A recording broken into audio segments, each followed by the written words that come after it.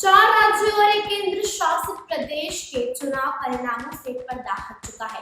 पश्चिम बंगाल में जहां टीएमसी लगातार तीसरी बार सत्ता में काबिज होने में सफल रही, वहीं दूसरी तरफ पार्टी की मुखिया और राज्य की सीएम ममता बनर्जी नजदीकी मुकाबले में भाजपा के शुभेंदु अधिकारी से चुनाव हार गई है। इन विधानसभा चुनाव में ममता बनर्जी अकेली ऐसी बड़ी नेता नहीं है जिन्हें हार का सामना करना पड़ा है।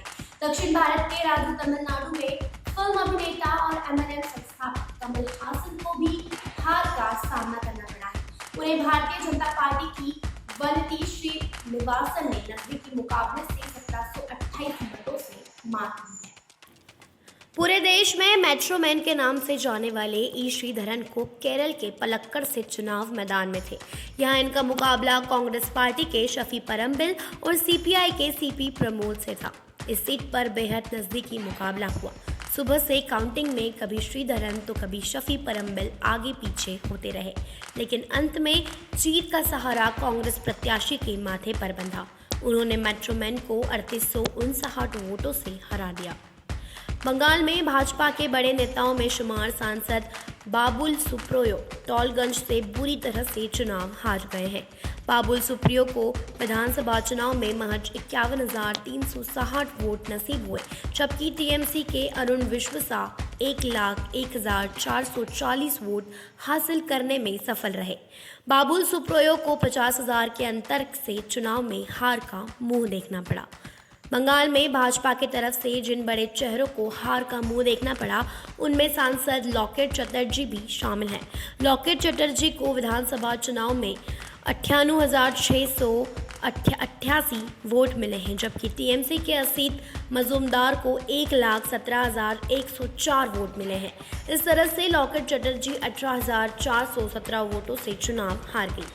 राज्यसभा छोड़ विधानसभा चुनाव लड़ने के लिए मैदान में उतरे भाजपा के प्रत्याशी स्वप्न दास गुप्ता को भी हार का मुंह देखना पड़ा है। इन्हें मात दी टीएमसी के रामेंदु सिंह राय ने। स्वप्न दास को 89,214 वोट नसीब हुए, जबकि टीएमसी प्रत्याशी को 96,698 वोट हासिल हुए। स्वप्न दास गुप्ता 7,454 वोटों से चुनाव हार गए। तमिलनाडु चुनाव से पहले भारतीय जनता पार्टी में शामिल होने वाली अभिनेत्री खुशबू सुंदर चुनाव हार गई हैं। वो 1000 लाइट्स विधानसभा सीट से चुनाव लड़ी थी।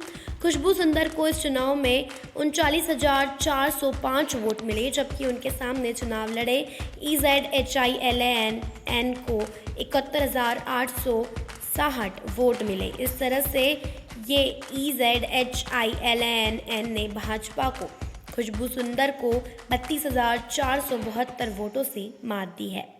भारतीय जनता पार्टी ने पूर्व केंद्रीय मंत्री केजे अल्फोंस को केरल के कांजीपल्ली विधानसभा सीट से चुनाव मैदान में उतारा था, लेकिन वो इस सीट पर बुरी तरह से हार गए हैं।